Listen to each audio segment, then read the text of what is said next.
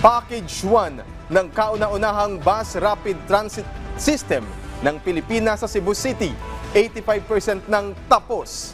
Si Angeli Valiente ng Radyo Pilipinas Cebu sa Balitang Pambansa.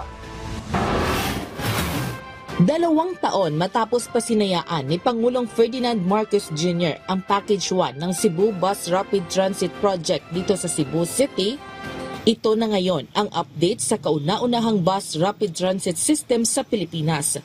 85% ng kumpleto ang Package 1 at inaasahang matatapos sa susunod na buwan. Officially, yung target is March 5, but sometimes it depends on whether there are mga extension of time that the contractor will file, and of course this will be evaluated by our consultant, and then we'll seek approval sa top management.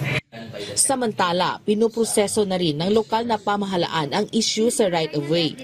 Ayon kay Cebu City Mayor Raymond Garcia, kakausapin nito ang konseho upang mabigyan na siya ng authority na lumagda ng kasunduan sa mga lot owner na maaapektuhan ng proyekto. I've already also talked to some councilors and asked them to prioritize the authority of the mayor to sign the remaining deeds of sale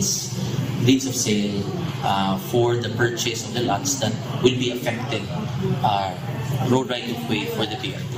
Ang BRT project ay isa sa mga priority projects ni PBBM bilang tugon sa kakulangan ng mass transportation at matinding traffic sa lungsod. Nasa 1 billion pesos ang inilaang pondo para sa 2.3 kilometers na unang bahagi ng proyekto. Mula sa Radyo Pilipinas Cebu, Angeli Valiente, Balitang Pambansa.